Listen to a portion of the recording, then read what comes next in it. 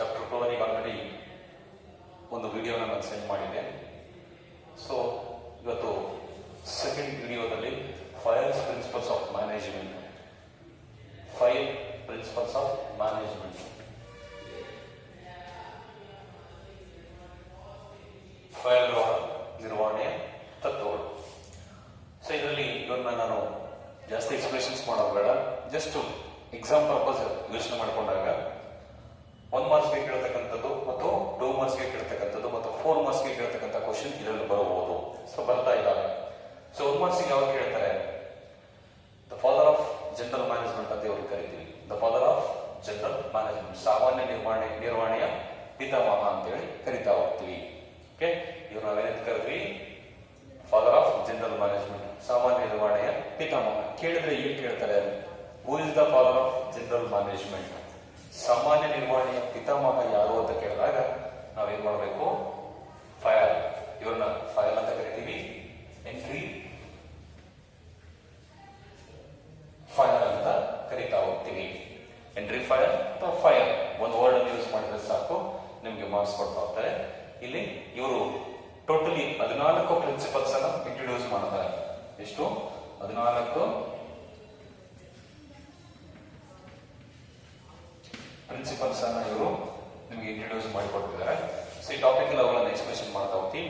So ಈ topic ಅಲ್ಲಿ ಬರ್ತಕ್ಕ 14 principles ನಿಮಗೆ ಒಂದಿಷ್ಟು 2 ಮಾರ್ಕ್ಸ್ಗೆ ಕೇಳ್ತಕ್ಕಂಥ ಕ್ವಶನ್ಗಳು ಜಾಸ್ತಿ. ಸೊ 2 ಮಾರ್ಕ್ಸ್ಗೆ ಕೇಳ್ತಕ್ಕಂಥ ಕ್ವಶನ್ಗಳನ್ನ ಈ ಎಕ್ಸ್ಪ್ರೆಷನ್ಸ್ ಅನ್ನು ನೋಡ್ತಾ ಹೋಗೋಣ. ಬಟ್ ಇದರಲ್ಲಿ ಕೇವಲ 4 ಮಾರ್ಕ್ಸ್ ಬರೋದ್ರಿಂದ 4 ಮಾರ್ಕ್ಸ್ ಅಷ್ಟೇ ನಾವು ಇಲ್ಲಿ ಕಾನ್ಸಂಟ್ರೇಷನ್ ಮಾಡಬೇಕು. 14 ಪ್ರಿನ್ಸಿಪಲ್ಸ್ ಅಲ್ಲಿ first one division of work, ಶ್ರಮ ವಿಭಜನೆ. Second one authority and responsibility, ಅಧಿಕಾರ ಮತ್ತು ಹೊಣೆಗಾರಿಕೆ. ಥರ್ಡ್ ಒನ್ ಡಿಸಿಪ್ಲಿನ್, ಶಿಸ್ತು. Fourth one unity of command, ಏಕರೂಪದ ಆಜ್ಞೆ. Fifth one unity of direction, ಏಕರೂಪದ ನಿರ್ದೇಶನ. Sixth one subordination of individual interest to general interest, ವೈಯಕ್ತಿಕ ಆಸಕ್ತಿಯನ್ನು ಸಾಮಾನ್ಯ ಆಸಕ್ತಿಗೆ ಅಧೀನಗೊಳಿಸುವುದು. Seventh one remuneration of employees, ನೌಕರರ ಸಂಭಾವನೆ. Eight one centralisation and decentralisation, ಕೇಂದ್ರೀಕರಣ ಮತ್ತು ವಿಕೇಂದ್ರೀಕರಣ. ನೈನ್ತ್ ಒನ್ ಸ್ಕಾಲರ್ ಚೈನ್, ಶ್ರೇಣೀಕೃತ ಸರಪಳಿ. ಟೆಂತ್ ಒನ್ ಆರ್ಡರ್, ಕ್ರಮ. 11th ಒನ್ ಇಕ್ವಿಟಿ, ಸಮತೆ ಅಥವಾ ನ್ಯಾಯ. 12th ಸ್ಟಾಬಿಲಿಟಿ ಆಫ್ ಪರ್ಸನಲ್, ಸಿಬ್ಬಂದಿ ಸ್ಥಿರತೆ. 13 ಇನಿಷಿಯೇಟಿವ್, ಮುಂತೊಡಗುವಿಕೆ. 14 ಆಸ್ಪಿರಿಟ್ ಡಿ ಕ್ರಾಪ್ಸ್, ಸಂಘಭಾವನೆ ಅಂತ ಕರಿತೀವಿ. Totally 14 principles involved in files. ಅಂದ್ರೆ ಫೈಲ್ ಅವರ 14 ತತ್ವಗಳು ಇದರಲ್ಲಿ ಒಳಗೊಂಡಿರ್ತಕ್ಕಂಥದ್ದು. ಸೊ ಈ 14 ತತ್ವಗಳನ್ನ ಒಂದೊಂದಾಗಿ ನಾವು ನೋಡ್ತಾ ಹೋಗೋಣ. ಸೊ ಸ್ಟಾರ್ಟ್ ಮಾಡ್ತಾ ಹೋಗೋಣ. Division of work. So division of work ಹೇಳಿದಂಗೆ it's divided into small jobs. ಒಂದು job divided into small job. ಒಂದು ಕೆಲಸವನ್ನ ಸಣ್ಣ ಸಣ್ಣ ಕೆಲಸಗಳಾಗಿ ವಿಭಜನೆ ಮಾಡತಕ್ಕಂಥದ್ದು ನಾವೇಂತೀವಿ ಇಲ್ಲಿ ಶ್ರಮ ವಿಭಜನೆ ಅಂತ ಕರಿತಾ ಹೋಗ್ತೀವಿ. ಸೊ ಎವ್ರಿ ಜಾಬ್, ಪ್ರತಿಯೊಂದು ಜಾಬ್ ಇಟ್ಸ್ ಅಪಾಯಿಂಟೆಡ್ ಟು, ಇದೇನ್ ಮಾಡುತ್ತೆ, ಅಪಾಯಿಂಟೆಡ್ ಟು ಸ್ಪೆಷಲಿಸ್ಟ್, ಅಂದ್ರೆ ನುರಿತ ತಜ್ಞರನ್ನ ಆ ಕೆಲಸಕ್ಕೆ ಆಯ್ಕೆ ಮಾಡ್ತಾ ಹೋಗ್ತಕ್ಕಂಥದ್ದು ಏನು ಎರಡನೇ. ಇದರಿಂದ ಏನಾಗುತ್ತೆ ಸರ್, ಫೈಲ್ ಅವರ ಪ್ರಕಾರ ಇದೇನಾಗುತ್ತೆ ಅಂದ್ರೆ, ಒಂದು ನಿಗದಿತ ಕೆಲಸನ ಕಡಿಮೆ ಖರ್ಚಿನಲ್ಲಿ ಅತ್ಯಂತ ಹೆಚ್ಚು ಶ್ರಮ ವಹಿಸದೆ ಎಲ್ಲರೂ ಸೇರಿ ಮಾಡತಕ್ಕಂಥ ಒಂದು ವ್ಯವಸ್ಥೆಯನ್ನ ಹೆನ್ರಿ ಫೈಲ್ ಅವರು ನಮಗೆ ಹೇಳ್ತಾ ಹೋಗ್ತಾರೆ. ಸೊ ಫಾರ್ ಎಕ್ಸಾಂಪಲ್ ನಿಮ್ಗೆ ಒಂದು ಉದಾಹರಣೆ ಕೂಡ ಕೊಡ್ತಾ ಹೋಗ್ತೀನಿ. ಒಂದು ಕಂಪನಿ ಕೆಲಸನ ಒಬ್ಬನೇ ಮಾಡೋದ್ರಿಂದ ಏನಾಗುತ್ತೆ, ಸಪೋಸ್ ಎಕ್ಸಾಂಪಲ್ ಹೇಳಿದ್ರೆ, ಒಂದು ಫ್ಯಾಕ್ಟರಿಯಲ್ಲಿ ಒಬ್ಬ ಲೇಬರ್ ಇದ್ದಾನೆ, ಅವನು ಒಂದು ಕೆಲಸ ಕೊಟ್ಟರೆ 8 ತಾಸು ಕೆಲಸ ಮಾಡ್ತಾನೆ.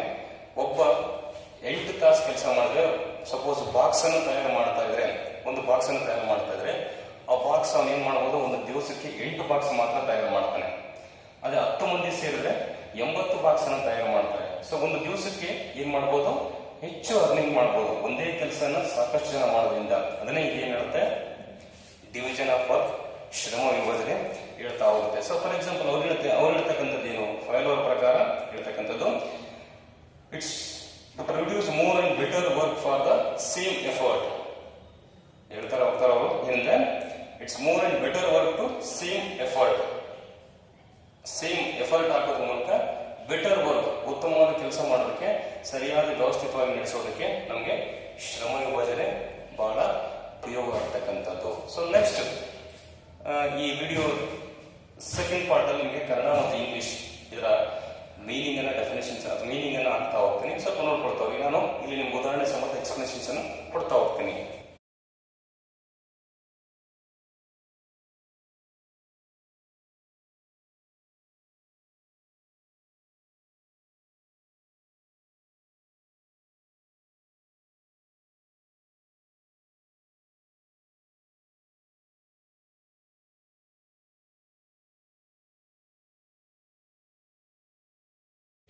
Second one, authority and responsibility, ಅಧಿಕಾರ ಮತ್ತು ಹೊಣೆಗಾರಿಕೆ. ಅಧಿಕಾರ ಅಂದ್ರೆ ಏನು? ಅಥಾರಿಟಿ ಅಂದ್ರೆ ಏನು? It's gives to order. It's gives to order, ಆದೇಶನ ನೀಡತಕ್ಕಂಥದ್ದು. ಇಟ್ಸ್ ಓರಿಯೆಂಟ್ ಟು ಆರ್ಡರ್ ಅಂದ್ರೆ ವಿಧೇಯಕತೆನ ಪಡೀತಕ್ಕಂಥದ್ದು ಅಧಿಕಾರ ಅಂತ ಕರೀತಾ ಹೋಗ್ತೀವಿ. ಇನ್ನು responsibility, it's a result of authority. ಹೊಣೆಗಾರಿಕೆ ಅಂದ್ರೆ ಏನು? ಅಧಿಕಾರದ ಫಲಿತಾಂಶ ಅಂತ ನಾವು ಕರೀತಾ ಹೋಗ್ತೀವಿ. ಅಧಿಕಾರದ ಫಲಿತಾಂಶ, ಅಧಿಕಾರ ನೀಡತಕ್ಕಂಥದ್ದು, ಅದರ ಫಲಿತಾಂಶ ಪಡಿತಕ್ಕಂಥದ್ದು, ಎರಡಕ್ಕೂ ಸ್ವಲ್ಪ ಡಿಫ್ರೆನ್ಸಿಯೇಷನ್ ಬಿಟ್ಟರೆ ಮತ್ತೇನು ಇಲ್ಲ. ನೋಡ್ಕೊಡ್ರಿ, ಅಧಿಕಾರ ಅಂದ್ರೆ ಆದೇಶ ನೀಡತಕ್ಕಂಥದ್ದು. ಫಾರ್ ಎಕ್ಸಾಂಪಲ್ ನಿಮ್ಮೊಂದು ಸಣ್ಣ ಎಕ್ಸಾಂಪಲ್ಸ್ ಅನ್ನು ಕೊಡ್ತಾ ಹೋಗ್ತೀನಿ. ನಮ್ಗೆ ಸರ್ಕಾರ ಆದೇಶ ಕೊಡುತ್ತೆ, ಆದೇಶನ ಆರ್ಡರ್ನ ಪಾಸ್ ಮಾಡುತ್ತೆ. ಸೊ ನೀವು ಮಾಸ್ಕ್ ಅನ್ನ ಕಡ್ಡಾಯ ಹಾಕೋಬೇಕು ಅಥವಾ ಹೀಗೆ ಉದಾಹರಣೆ ಸಮೇತ ಆದೇಶಗಳನ್ನ ಕೊಡ್ತಾ ಹೋಗುತ್ತೆ. ಅವುಗಳನ್ನ ಪಾಲನೆ ಮಾಡತಕ್ಕಂಥದ್ದು ನಮ್ಮ ಕರ್ತವ್ಯ, ಅಂದ್ರೆ ರೆಸ್ಪಾನ್ಸಿಬಿಲಿಟಿ, ಅವರ್ ರೆಸ್ಪಾನ್ಸಿಬಿಲಿಟಿ, ಹೊಣೆಗಾರಿಕೆ ಅಂತ. ಹಾಗೆ ಒಂದು ಕಂಪನಿಯಲ್ಲಿ ಆದೇಶನ ಕೊಡ್ತಾ ಹೋಗ್ತಕ್ಕಂಥದ್ದು ಆರ್ಡರ್ ಅಂತ ಕರೀತಾ ಹೋಗ್ತೀವಿ. It's gives to order. Authority, it's gives to order. Responsibility, it's the result of authority. It is a responsibility, it is the result of authority. ಅಂದ್ರೆ ಹೊಣೆಗಾರಿಕೆ ಅನ್ನೋದು ಏನಂತೀವಿ ನಾವು? ಅಧಿಕಾರದ ಒಂದು ಫಲಿತಾಂಶ ಅಂತ ಕರೀತಾ ಹೋಗ್ತೀವಿ. ಸೊ ಇಲ್ಲಿ ಎರಡಕ್ಕೂ ಸ್ವಲ್ಪ ವ್ಯತ್ಯಾಸಗಳನ್ನು ನೋಡ್ಕೊಳ್ತಾ ಹೋದ್ರೆ ಔಪಚಾರಿಕ ಸಂಘಟನೆ, ಅನೌಪಚಾರಿಕ ಸಂಘಟನೆ ಅಂತ ಕರಿತೀವಿ. ಔಪಚಾರಿಕ ಸಂಘಟನೆ, ಅನೌಪಚಾರಿಕ ಸಂಘಟನೆ ಅಂತ ಬರ್ತಾ ಹೋಗುತ್ತೆ. ಅಲ್ಲಿ ನೀವು ಇದನ್ನ ಮತ್ತೊಂದ್ಸರಿ ನೋಡ್ತಾ ಹೋಗ್ತೀವಿ, ಅಥಾರಿಟಿ ಅಂಡ್ ರೆಸ್ಪಾನ್ಸಿಬಿಲಿಟಿ. ಜಸ್ಟ್ ಈಗ ಎಷ್ಟು ಬೇಕು ಅಷ್ಟನ್ನು ಮಾತ್ರ ನೋಡ್ಕೊಳ್ತಾ ಹೋಗಿ. ಇಲ್ಲಿ ಅಧಿಕಾರ ಹೆಚ್ಚಾದ್ರೆ ದುರುಪಯೋಗ ಆಗುತ್ತೆ, ಹೊಣೆಗಾರಿಕೆ ಹೆಚ್ಚಾದ್ರೆ ಅದನ್ನು ಕೂಡ ಏನಾಗುತ್ತೆ, ಒಂದು ರೀತಿಯ ವ್ಯವಸ್ಥೆ ಕೆಟ್ಟೋಗುತ್ತೆ. ಸೊ ಅದಕ್ಕೆ ಎರಡೂ ಏನಾಗಿರ್ಬೇಕು? It's equal to authority and responsibility ಅಂತ ಹೇಳಿ ಹೇಳ್ತಾ ಹೋಗ್ತೀವಿ. ಇನ್ನು third one,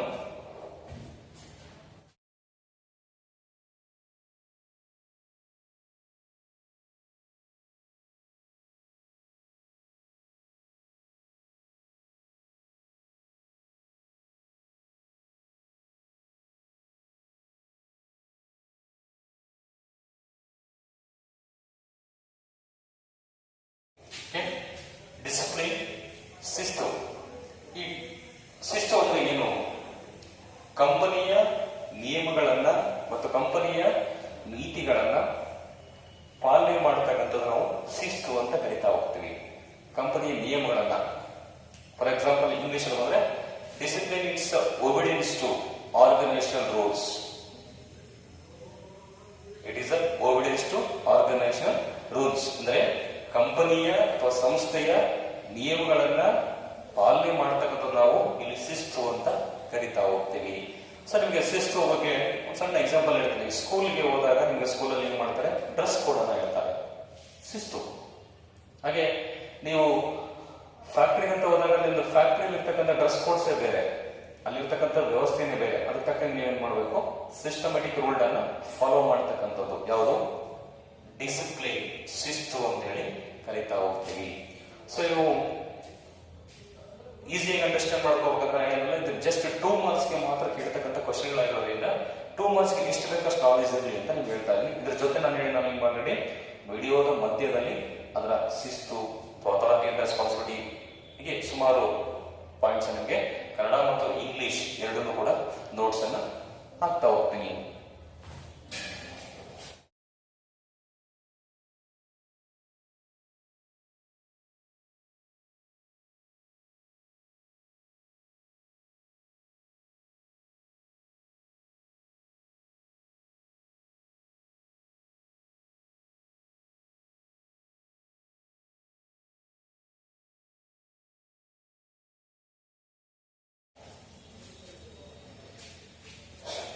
unity of command, ಏಕರೂಪದ ಆಜ್ಞೆ.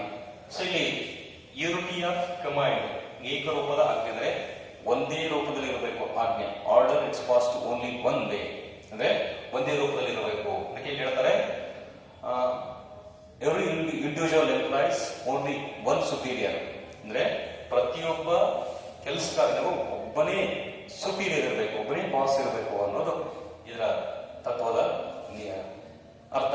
ಅಂದ್ರೆ ಎವ್ರಿ ಇಂಡಿವಿಜುವಲ್ ಎಂಪ್ಲಾಯ್ಸ್ ಓನ್ಲಿ ಅಂದ್ರೆ ಓನ್ಲಿ ಒನ್ ಸುಪೀರಿಯರ್, ಒಬ್ಬ ವ್ಯಕ್ತಿ ಮಾತ್ರ ಏನ್ ಮಾಡ್ಬೇಕು, ಇಲ್ಲಿ ಎಲ್ಲ ಕೆಲಸಗಾರರಿಗೂ ಆದೇಶ ಕೊಡುವಂತವನಾಗಿರ್ಬೇಕು, ಅವನೇ ಸುಪೀರಿಯರ್ ಆಗಿರ್ಬೇಕು, ಅವನಿಂದನೇ ಆರ್ಡರ್ ಪಾಸ್ ಆಗಬೇಕು. ಸಪೋಸ್ ಇಬ್ಬರಿಂದ ಬರ್ತಕ್ಕಂಥ ಆರ್ಡರ್ ಬಂದಾಗ ಏನಾಗುತ್ತೆ, it's violated to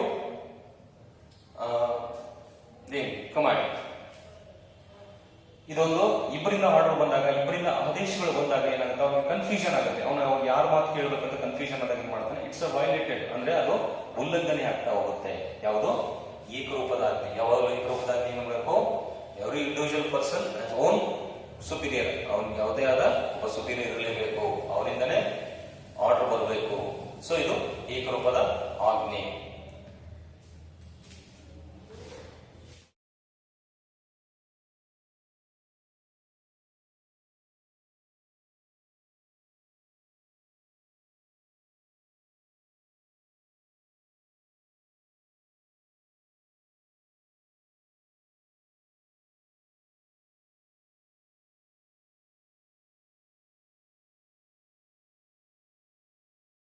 unity of directions, ಏಕರೂಪದ ನಿರ್ದೇಶನ. ಸ್ವಲ್ಪ ಇದು ಯೂನಿಟಿ ಆಫ್ ಕಮಾಂಡ್ ಅಂದ್ರೆ ಏಕರೂಪದ ಆಜ್ಞೆ ಮತ್ತು ಏಕರೂಪದ ನಿರ್ದೇಶನಕ್ಕೆ ಸ್ವಲ್ಪ ವ್ಯತ್ಯಾಸಗಳು ನಿಮ್ಗೆ ಗೊತ್ತಾಗ್ಬೋದು. ಅದನ್ನ ನಾನು ಒಂದು ವಿಡಿಯೋದಲ್ಲಿ ಬೇಕಾದ್ರೆ ಎಕ್ಸ್ಪ್ಲೇಷನ್ಸ್ ಅನ್ನ ಮಾಡ್ತೀನಿ. ಜಸ್ಟ್ 2 months ಕೇಳ್ತಕ್ಕಂಥ ಅಷ್ಟೇ ಅದು. ಬಟ್ ಇಲ್ಲಿ ಯೂನಿಟಿ ಆಫ್ ಡೈರೆಕ್ಷನ್ಸ್, ಏಕರೂಪದ ನಿರ್ದೇಶನ, ನಿಮ್ಗೆ ಆಲ್ರೆಡಿ ಗೊತ್ತಿರೋದು ಎವ್ರಿ ಬಿಸಿನೆಸ್, ಪ್ರತಿಯೊಂದು ಸಂಘಟನೆಗಳು ಅಥವಾ ಪ್ರತಿಯೊಂದು ಸಂಸ್ಥೆಗೆ ಓನ್ ಅಂದ್ರೆ ಓನ್ ಆಬ್ಜೆಕ್ಟಿವ್ಸ್, ತನ್ನದೇ ಆದ ಉದ್ದೇಶಗಳನ್ನು ಅವುಗಳು ಹೊಂದಿರ್ತವೆ, ತನ್ನದೇ ಆದ ಉದ್ದೇಶಗಳನ್ನು ಇಟ್ಕೊಂಡಿರ್ತಾರೆ. ಸೊ ಅಂತ ಉದ್ದೇಶಗಳು ಸರಿಯಾಗಿ ನಡಿಬೇಕಾದ್ರೆ, ಎಫರ್ಟ್ಸ್ ಹಾಕಬೇಕು ಅಂದ್ರೆ ಅದಕ್ಕೆ ಏನ್ ಬೇಕು, ಯೂನಿಟಿ ಆಫ್ ಡೈರೆಕ್ಷನ್ ಬೇಕು, ಅಂದ್ರೆ ಏಕರೂಪದ ನಿರ್ದೇಶನ ಇರಬೇಕು. ಸೊ ಇಲ್ಲಿ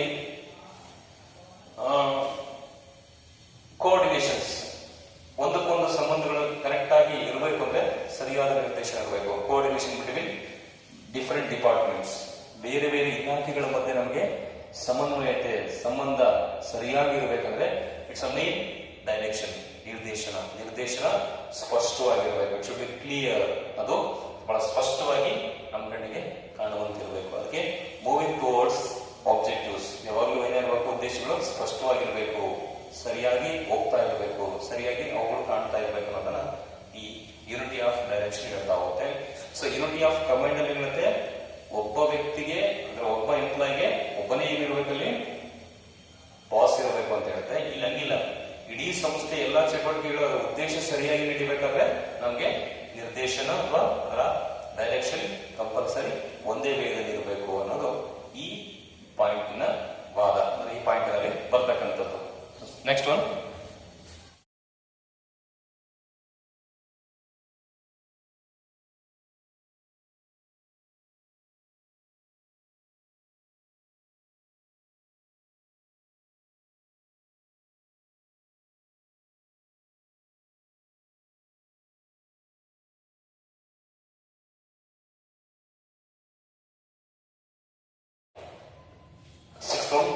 subordination of individual interest to general interest, ವೈಯಕ್ತಿಕ ಆಸಕ್ತಿಯನ್ನು ಸಾಮಾನ್ಯ ಆಸಕ್ತಿಗೆ ಅಧೀನಗೊಳಿಸುವುದು. ವರ್ಡ್ ಹೇಳುತ್ತೆ, subordination of individual interest to general interest, ವೈಯಕ್ತಿಕ ಆಸಕ್ತಿಯನ್ನ ಸಾಮಾನ್ಯ ಆಸಕ್ತಿಗೆ ಅಧೀನಗೊಳಿಸುವುದು. ಇದನ್ನ ಕ್ಯಾಶುವಲ್ ಆಗಿ ಸುಮ್ಮನೆ ಜಸ್ಟ್ ಜನರಲ್ ಆಗಿ ಹೇಳ್ತಾ ಹೋಗ್ತೀನಿ. ಅಂದ್ರೆ ಕಂಪನಿ ಇರತಕ್ಕಂಥ ಕೆಲಸಗಾರರು ಏನ್ ಮಾಡ್ಬೇಕು ಅಂದ್ರೆ ತಮ್ಮ ಸ್ವಂತ ಆಸಕ್ತಿಯನ್ನ ಕಂಪನಿಯ ಆಸಕ್ತಿಯಾಗಿ ಪರಿವರ್ತನೆ ಮಾಡ್ಕೋಬೇಕು.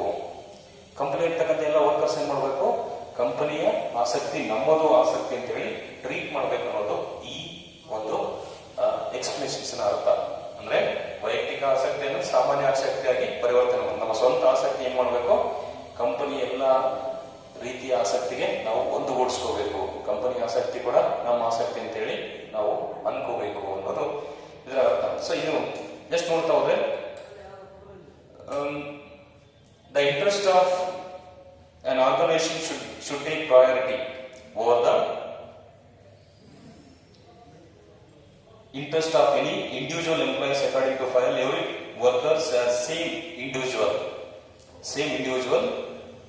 interest for working in a company. ಹೇಳ್ತಕ್ಕಂಥದ್ದು ಏನಂತಂದ್ರೆ ಪ್ರಾಯೋರಿಟಿ, ಫಸ್ಟ್ ಪ್ರಾಯೋರಿಟಿ ಯಾವ್ದು ಕೊಡಬೇಕು? Individual to company objectives, individual interest to company interest. ಏನ್ ಮಾಡಬೇಕು? ವೈಯಕ್ತಿಕ ಆಸಕ್ತಿಯನ್ನ ಮತ್ತು ಸಾಮಾನ್ಯ ಆಸಕ್ತಿಗೆ ಮೊದಲು ಪ್ರಯಾರಿಟಿ ಕೊಡಬೇಕು. ಯಾವುದು? ಈ ಕಂಪನಿ ಅದನ್ನ ಆಸಕ್ತಿ ಸೃಷ್ಟಿ ಮಾಡುವಂತೆ ನೋಡ್ಕೋಬೇಕು ಅನ್ನೋದು ಈ ಪಾಯಿಂಟಿನ ಅರ್ಥ. ಸೊ ಇದು subordination of individual interest to general interest, ವೈಯಕ್ತಿಕ ಆಸಕ್ತಿಯ ಸಾಮಾನ್ಯ ಆಸಕ್ತಿಗೆ ಅಧೀನಗೊಳಿಸೋದು. ನಿಮ್ಗೆ 2 months ಎಲ್ಲೂ ಕೇಳಿಲ್ಲ, ಹೇಳ್ತಕ್ಕಂಥ ಸಾಧ್ಯತೆಗಳು ಇರಬಹುದು ಅನ್ನೋ ಉದ್ದೇಶಕ್ಕೋಸ್ಕರ ನಿಮಗೆ ಇದನ್ನ ಹೇಳ್ತಾ ಇದ್ದೀನಿ.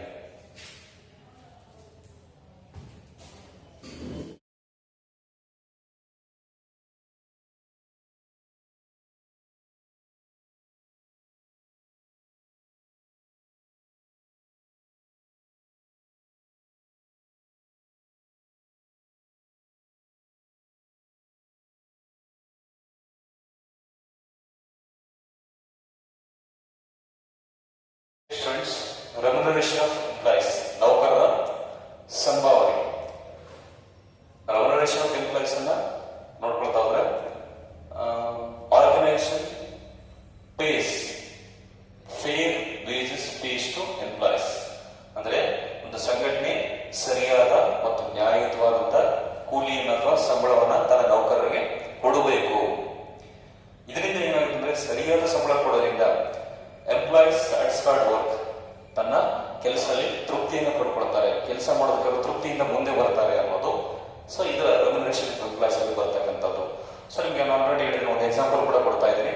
ಸೊ ನೀವು ಕೆಲಸ ಮಾಡೋಂಥ ಕೆಲಸಕ್ಕೆ ಸರಿಯಾದ ಕೂಲಿ ಇತ್ತು, ಸರಿಯಾದ ಸಂಬಳ ಇತ್ತು ಅಂತ ನೀವೇನ್ ಮಾಡ್ತೀರಿ? ಇಲ್ಲಿ ಹೆಚ್ಚಿಗೆ ಕೆಲಸ ಮಾಡೋ ಪ್ರಯತ್ನ ಪಡ್ತೀವಿ. ನೀವು ಮಾಡುವಂತ ಕೆಲಸಕ್ಕೆ ಕಡಿಮೆ ಸಂಬಳ ಇದ್ದಾಗ ನಿಮ್ಗೆ ಏನಾಗುತ್ತೆ? ಅಲ್ಲಿ ಮನಸ್ತಾಪಗಳು, ಸಮಸ್ಯೆಗಳು ಕ್ರಿಯೇಟ್ ಆಗ್ತಕ್ಕಂಥದ್ದು. ಸೊ ಇದು ಈ ಫೇ ಅಂದ್ರೆ ರೆಮ್ಯುನರೇಷನ್ ಆಫ್ ಎಂಪ್ಲಾಯೀಸ್ ಅಲ್ಲಿ ಬರ್ತಕ್ಕಂಥದ್ದು. ಸೊ ಇನ್ನು ನಿಮ್ಗೆ ಎಕ್ಸಾಂಪಲ್ ಕೂಡ ಕೊಟ್ಟಿದ್ದೀನಿ. ನಿಮ್ಮ ಕೆಲಸ ಚೆನ್ನಾಗಿದೆ, ಸಂಬಳ 10,000 ರೂಪಾಯಿ ಇದೆ, ಬಟ್ ನಿಮ್ಮ ಮನೆ ನಡೆಸಕ್ ಆಗೋದಿಲ್ಲ ಅಂದಾಗ ಅದೇನಾಗುತ್ತೆ? ಅನ್ಸ್ಯಾಟಿಸ್ಫೈಡ್ ಆಗ್ತಾ ಹೋಗುತ್ತೆ. ಸೊ ಈ ತರ ರೆಮ್ಯುನರೇಷನ್ ಆಫ್ ಎಂಪ್ಲಾಯೀಸ್, ನೌಕರರ ಸಂಭಾವನೆಯನ್ನ ಸಾಕಷ್ಟು ರೀತಿಯಲ್ಲಿ ಹೇಳ್ಬೋದು. ಇದನ್ನ ನಾನು ಆಲ್ರೆಡಿ ಹೇಳಿದ್ವಿ, ನಿಮ್ಗೆ ನೋಟ್ಸ್ ಸಮೇತ ನಿಮ್ಗೆ ಸೆಂಡ್ ಮಾಡ್ತಾ ಹೋಗ್ತೀನಿ.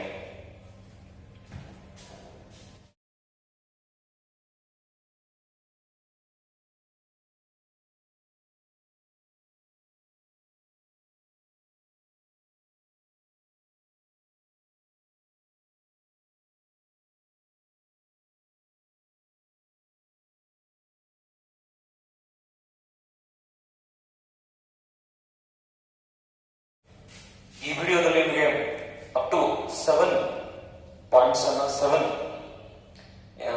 ಎಕ್ಸ್ಪ್ಲೇಷನ್ಸ್ ಅನ್ನ ಕೊಟ್ಟಿದ್ದೀನಿ. ಇನ್ನು 7 ಪಾಯಿಂಟ್ಸ್ ಅನ್ನ ಅದರ ನೆಕ್ಸ್ಟ್ ವಿಡಿಯೋದಲ್ಲಿ ನಾನು ನಿಮಗೆ ಸೆಂಡ್ ಮಾಡ್ತಾ ಹೋಗ್ತೀನಿ. ಅದರ ನೆಕ್ಸ್ಟ್ ವಿಡಿಯೋದಲ್ಲಿ ಅದರ ಎಕ್ಸ್ಪ್ಲೇಷನ್ಸ್ ಅನ್ನ ಕೊಡ್ತಾ ಹೋಗ್ತೀನಿ. ಈ 7 ಪಾಯಿಂಟ್ ಅನ್ನ ನೀಟಾಗಿ ಬರೀರಿ. ಮತ್ತೆ ನೆಕ್ಸ್ಟ್ ವಿಡಿಯೋದಲ್ಲಿ ಮತ್ತೆ ಹೇಳಿಕೊಡ್ತೀನಿ, ಅವುಗಳನ್ನ ಮತ್ತೆ ನೀಟಾಗಿ ಅವುಗಳನ್ನ ಬರೀರಿ. ನಾನು ಐ ಥಿಂಕ್ 21ರಿಂದ ಕಾಲೇಜ್ಗಳು ಪ್ರಾರಂಭ ಆದ್ರೆ ನಿಮಗೆ ನಾನು ಆ ನೋಟ್ಸ್ ಅನ್ನ ಹೆಸರನ್ನ ಚೆಕ್ ಮಾಡ್ತೀನಿ ವಿತ್ ಪ್ರಿನ್ಸಿಪಲ್ ಪರ್ಮಿಷನ್ ಮೇಲೆ. ಓಕೆ, ಸೊ ಚೆನ್ನಾಗಿದೆ. ವಿಡಿಯೋನ ಕೆಳಗಡೆ ಕಾಮೆಂಟ್ ಅನ್ನ ಮಾಡಿ. ಓಕೆ, ಧನ್ಯವಾದಗಳು.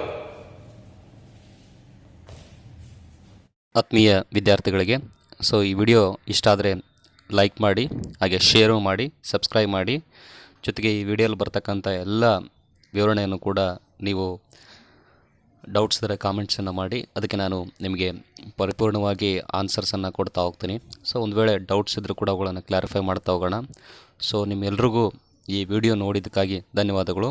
ಸೊ ನೀವು ವಿಡಿಯೋ ಹೀಗೆ ಲೈಕ್ ಮಾಡ್ತಾಯಿರಿ, ಸಬ್ಸ್ಕ್ರೈಬ್ ಮಾಡ್ತಾಯಿರಿ, ಹಾಗೆ ಇನ್ನೊಬ್ಬರಿಗೆ ಶೇರ್ ಮಾಡ್ತಾಯಿರಿ. ಮತ್ತೊಮ್ಮೆ ಧನ್ಯವಾದಗಳು.